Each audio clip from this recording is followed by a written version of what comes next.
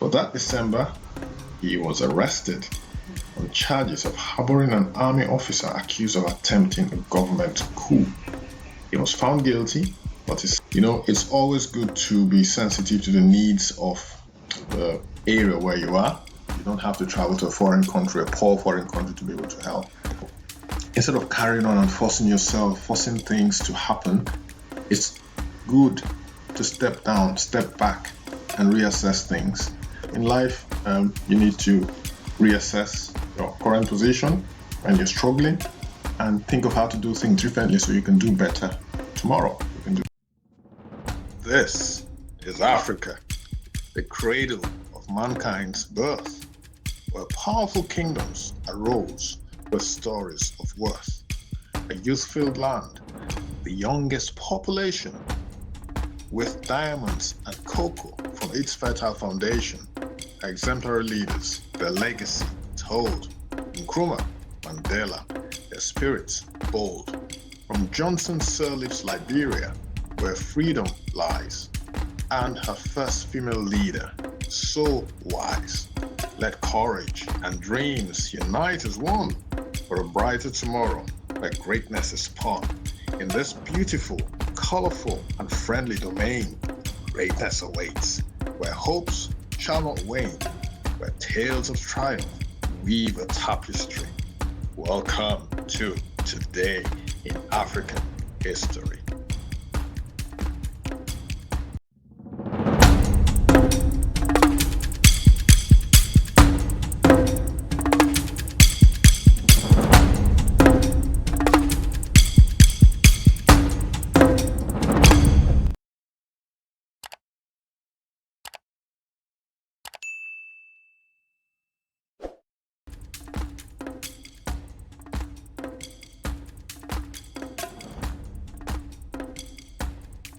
This is Kofi Awonoor.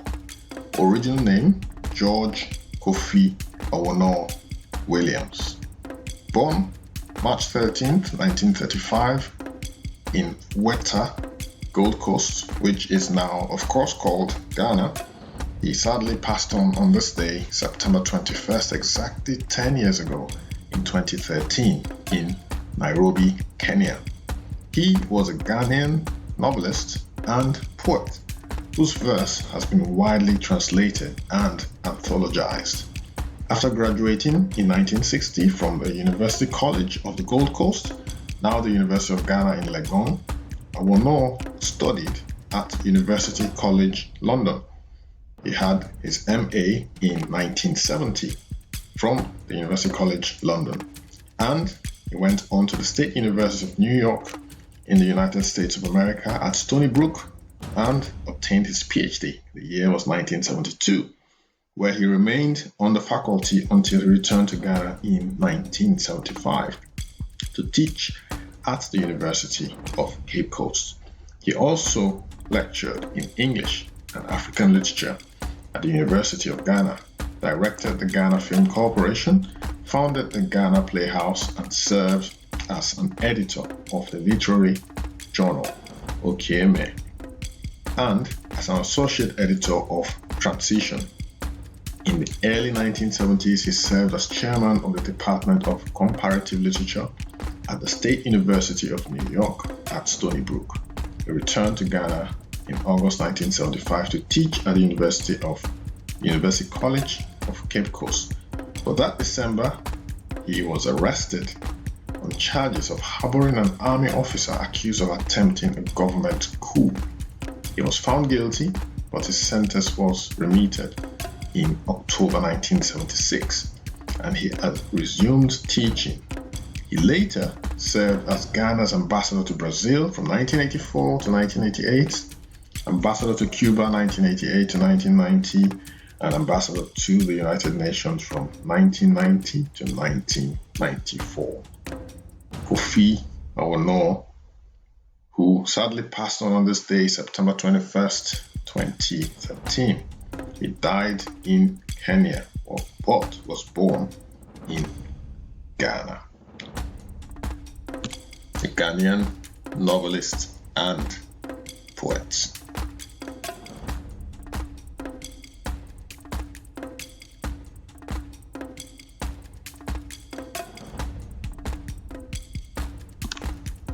Teddy Benard Taylor, born on this day in 1953, is a United States diplomat, a member of the Senior Foreign Service. Taylor served as the United States ambassador to Papua New Guinea, Solomon Islands, and Vanuatu. He was succeeded by Walter E. North on the 7th of November 2012. In 2001, Taylor became the first African American director of the United States Foreign Service Institute, located in Arlington, Virginia. He was then named Consul General at the United States Interest Section in Havana, Cuba. From 2001 to 2003, Taylor served as the Deputy Assistant Secretary of State and Director of the Office of Employee Relations in the Bureau of Human Resources.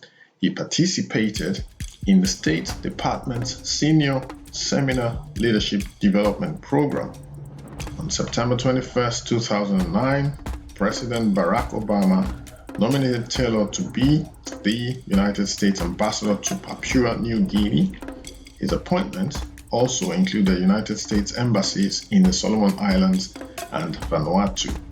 During his tenure in Papua New Guinea, Taylor and his wife, fellow Foreign Service officer Antoinette Corbin Taylor, partnered with Delta Sigma Theta, a college sorority, to develop the first mobile library service in that nation. He also worked on programs that increased the economic productivity and power of women. What a lovely couple, what a lovely man. It's always good to give back, guys. This man and his wife gave back to the citizens of Vanuatu.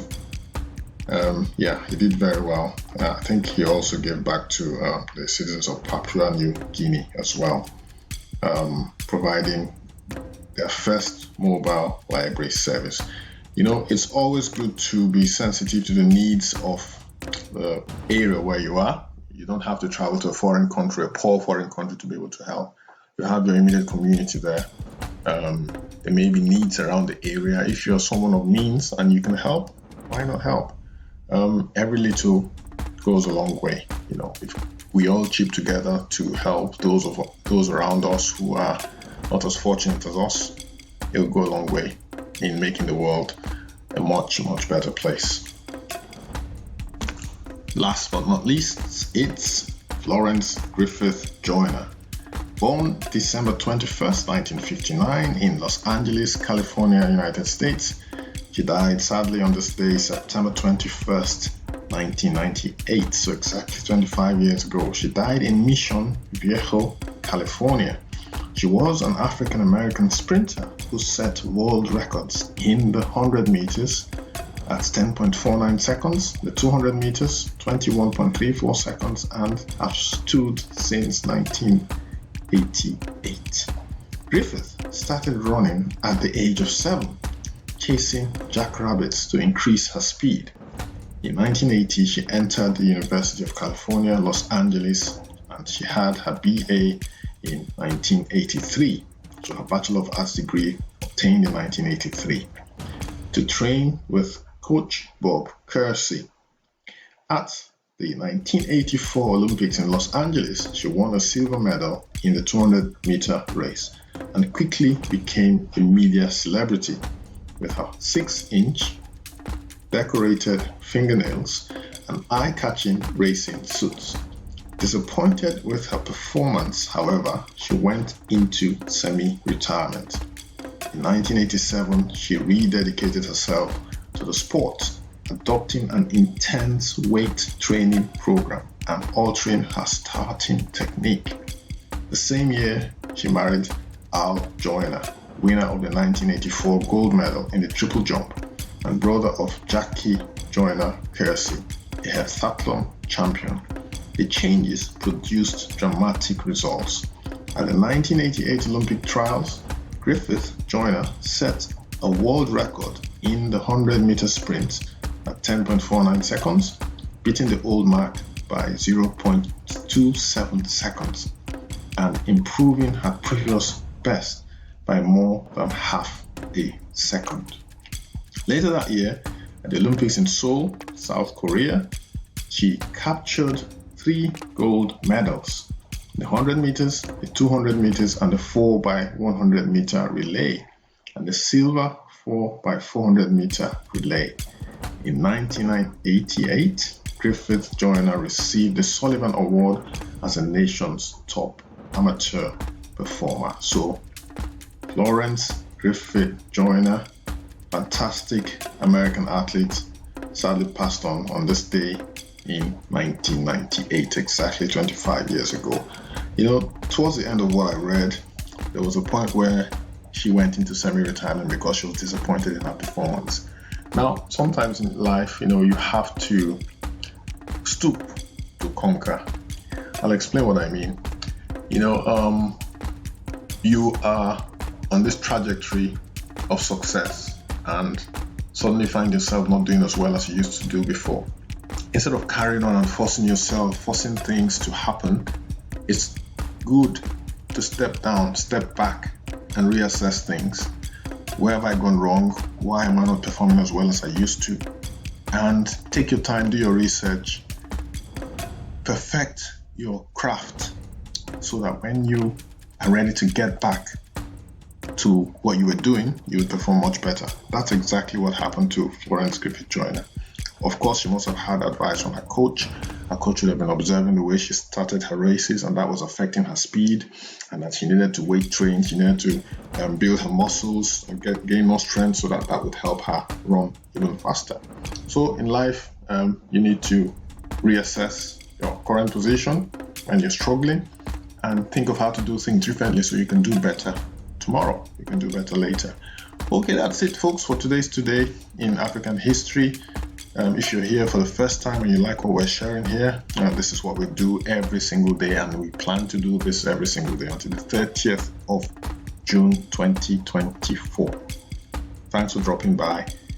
Like the video if you do like what we're sharing. Subscribe to the channel, of course. Turn on your notification bell so that you are notified whenever a new video drops. If you are here for the second or third time, you like what we're sharing, do subscribe to the channel, turn on your notification bell as well. Like the video, share the video, and I shall see you tomorrow. Thanks in advance. Hasta la vista for now. Bye-bye.